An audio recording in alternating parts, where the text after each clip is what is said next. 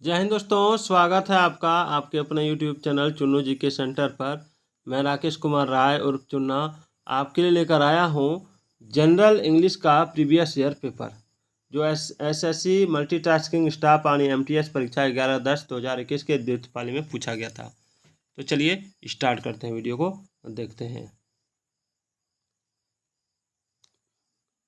पहला सवाल है कि select the incorrectly spelled word, यानी जिसका स्पेलिंग गलत है वो आपको चुन के बताना है। तो देखिए इसमें पैरिटी का स्पेलिंग सही है, पेयर्ड का सही है, पार्टली का सही है, लेकिन प्रीपेयर्ड का स्पेलिंग गलत है। यहाँ आई के जगह पर कुछ नहीं होता, ठीक है। PREPARED ये इसका स्पेलिंग होता है। क्या होता है? PREPARED, ठीक है, ये नहीं होता। प्रीपेयर्ड यानी तैयार। चलिए अगला है, select the most appropriate option to substitute the underlined segment in the given sentence. If there is no need to substitute, select no substitution required. यानी आपको वैसा ऑप्शन चुनना है, ठीक है, जो आपका ये जो अंडरलाइन किया हुआ है इसके जगह पर आप लगा सकें। अगर नहीं ज़रूरत पड़ेगा तो नो सब्स्टिट्यूशन रिक्वायर्ड में मारना है, ठीक है। जैसे इसमें लिखा है this silver glass will shine if you rub by lemon peel. देखिए सिल्वर ग्लास चमकेगा अगर उसे तुम नींबू के छिलके से, ठीक है, रगड़ोगे तो रबिंग इट बाय या नो सब्स्टिट्यूशन रिक्वायर्ड या रब्ड इट बाय या रब इट विथ होगा, क्या होगा? देखिए इसमें जो हो जाएगा रब इट विथ हो जाएगा, क्योंकि बोल्ड भाग में जो ऑब्जेक्ट का लोप है, ठीक है, सिल्वर ग्लास के बाद इट का प्रयोग होना चाहिए, ठीक है, इसके बाद इट का प्रयोग होना चाहिए। तो इसके अतिरिक्त यह भी ध्यान रखें कि बाय का प्रयोग सजीव के लिए किया जाता है, जबकि विथ का प्रयोग निर्जीव के लिए किया जाता है। अतः बोल्ड भाग में रब इट विथ लिखा जाना चाहिए, रब इट विथ, ठीक है। Select the most appropriate option to substitute the underlined segment in the given sentence. If there is no need to substitute, select no substitution required. यानी आपको ये दिया हुआ अंडरलाइन सेक्शन, ठीक है, इसमें जो है इस अंडरलाइन सेक्शन में, ठीक है, अगर आपको लग रहा है 4 ऑप्शन दिया हुआ है, इसमें से 3 आंसर है और एक नो सब्स्टिट्यूशन रिक्वायर्ड लिखा रहता है, लग रहा है कि तीनों में से कोई लग सकता है इसके जगह पर तो लगाना है, अगर नहीं तो यही आंसर में टिक मारना है। चलिए देखते हैं। लिखा है thousands of people gathered between the stadium to attend the rally. देखिए यहाँ पर बिटवीन का प्रयोग गलत है, ठीक है। बिटवीन का प्रयोग 2 के लिए करते हैं और स्टेडियम एक है, इसलिए बिटवीन के स्थान पर इन का प्रयोग होना चाहिए, ठीक है। तो क्या हो जाएगा? तो इसके स्थान पर हो जाएगा गैदर्ड एट, ठीक है, बिटवीन नहीं, इन या एट का प्रयोग कर सकते हैं। Select the incorrectly spelled word, यानी जो इसका स्पेलिंग गलत है उसको सिलेक्ट करना है। क्रोटोन, कॉइड, क्रेयॉन, कॉर्सियस। तो क्या इसमें स्पेलिंग जो गलती है वो यहाँ तक लग रहा है हमको 4 नंबर का होना चाहिए, क्योंकि कॉर्सियस जो होता है ना वो इसमें ओ नहीं लगता है, इसमें ए का प्रयोग होता है, ओ की जगह पर ए होता है। यानी वह आपका शब्द इस तरह होता है, कैसे होता है आप देख सकते हैं, CAUTIOUS,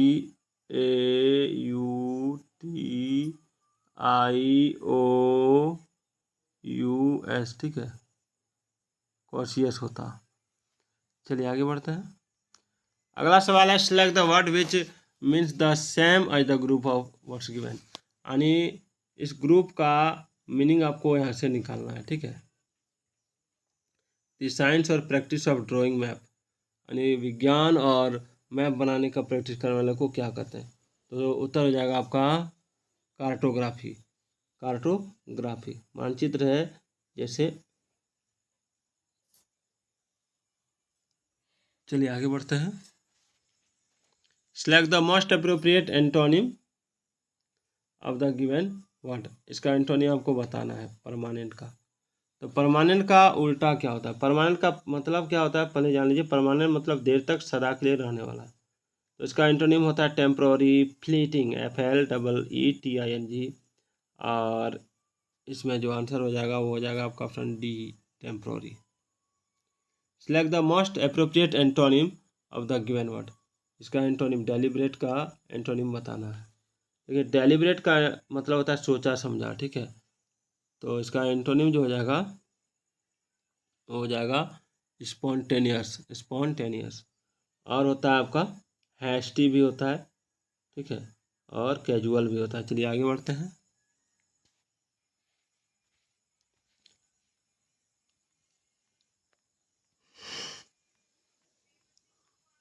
चलिए चलिए चलिए चलिए चलिए चलिए, ये हो गया। Select the most appropriate synonym of the given word. अनुचित सिनोनिम बताना है आपको, सिनोनिम, ठीक है। हार्डली का, तो हार्डली का सिनोनिम बताने से पहले हार्डली का मीनिंग जान लीजिए। हार्डली मतलब मुश्किल से। तो इसमें आपको किस में लगता है कि मुश्किल से लिखा हो सकता है? तो इसमें जो हो जाएगा सिनोनिम बेयरली हो जाएगा। और इसका एंटोनिम हो जाएगा आपका फ्रीक्वेंटली, फुल्ली, एडिक्वेटली। चलिए आगे बढ़ते हैं। Identify the segment in the sentence which contents A grammatical error. Playing in the park is one of the things that small children really love. Identify the segment, यानी वही segment आपको identify करना है जिसमें ग्रामेटिकल एरर है, ठीक है। तो लिखा है playing in the park is one of the thing that small children really love. तो देखिए इसमें जो हो जाएगा वो हो जाएगा आपका option C, one of the thing. One of the thing जो है इसके साथ प्रयोग होने वाला नाउन हमेशा प्लूरल होना चाहिए। जैसे one of the boys has come, ठीक है, बॉयज हैज कम, ध्यान दीजिएगा। तो इसमें वन ऑफ द थिंग नहीं होता, थिंग्स होता। चलिए select the most appropriate option to substitute the underline segment in the given sentence. चलिए आगे बढ़ते हैं। लिखा the company has the number of festival offers coming up soon. तो इसमें क्या लगेगा? देखिए यहाँ पर द नंबर ऑफ, तो देखिए इसमें जो है प्रश्न में नंबर पार्टिकुलराइज नहीं होने के कारण दी का प्रयोग करना गलत है। यहाँ पर आपका जो हो जाएगा वो हो जाएगा ए का प्रयोग, यानी ये नंबर ऑफ हो जाएगा। इसमें आपको ग्रामेटिकल एरर जो जिसमें है उसको टिक मारना है, ठीक है। The sports teacher was elated when his team was won the state football championship। Grammar कहाँ है, सॉरी ग्रामेटिकल एरर कहाँ है? तो केस में जो आंसर होगा वो हो जाएगा ऑप्शन सी, वाज वॉन।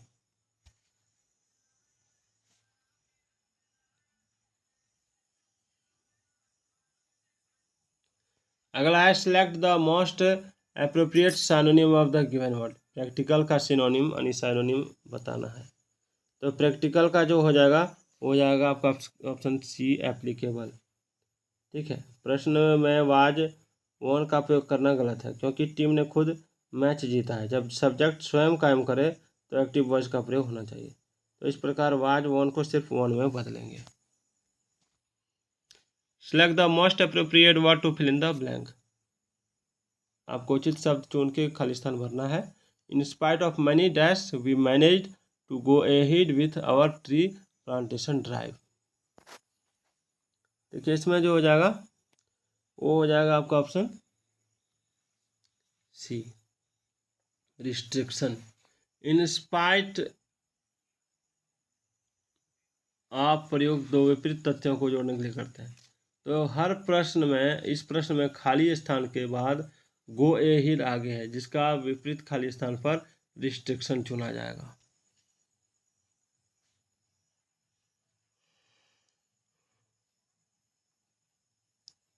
चलिए अगला है, select the most appropriate word to fill in the blank. Dubai the like an oasis dash the middle of a dessert.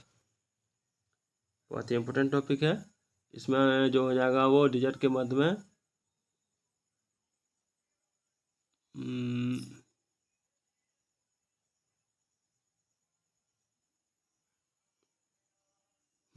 इसमें जो डिजर्ट दिया, ठीक है, डिजर्ट के मध्य में in the middle of a desert, इस प्रकार में मैं के अर्थ में इन का प्रयोग करना चाहिए। इन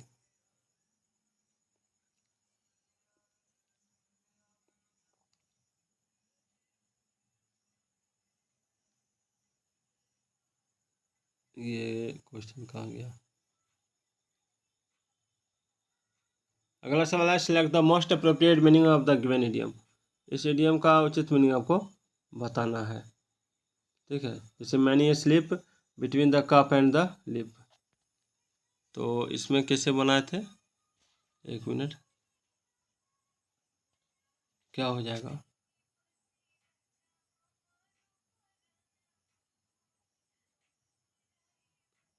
इसमें हो जाएगा आपका option D, bad things may happen before the task is finished. यानी many a slip between the cup and the lip, इस इडियम का अर्थ है कि बुरी चीज़ें कार्य समाप्ति से पूर्व ही हो सकती है, अथवा कार्य समाप्ति से पूर्व अड़चंगा लगाने की संभावना हो सकती है। चलिए आगे बढ़ते हैं। Select the most appropriate meaning of the given idiom. इस इडियम का सही मीनिंग आपको बताना है। Horses for courses, the same horse can run in different race courses in order to win, या क्या होगा। देखिए इसमें जो हो जाएगा वो हो जाएगा आपका ऑप्शन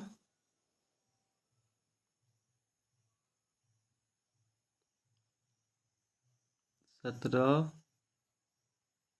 डी नंबर। यानी पूरे वाक्य का हिंदी रूपांतरण करने पर इसका अर्थ इस प्रकार लगाया जा सकता है कि पुजारी के उपदेश का सभी पर शांति करने वाला प्रभाव था। प्रभाव पड़ने के अर्थ में प्रयुक्त शब्द इफेक्ट यानी ऑन अपन का प्रयोग होना था। इस पर आगे बढ़ते हैं।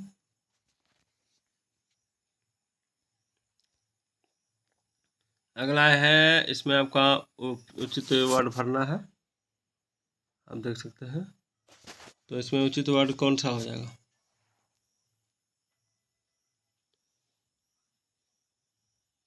इसमें उचित वर्ड हो जाएगा आपका ऑप्शन डी।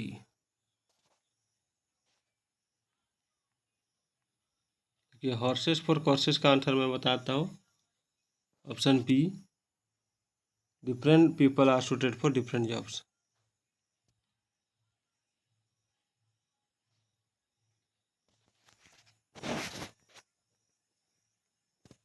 देखिए यहाँ पर select the most appropriate word to fill in the blank, यानी आपको उचित शब्द चुन के खाली स्थान भरना है। तो इसमें जो हो जाएगा वो हो जाएगा आपका ऑप्शन डी, ठीक है।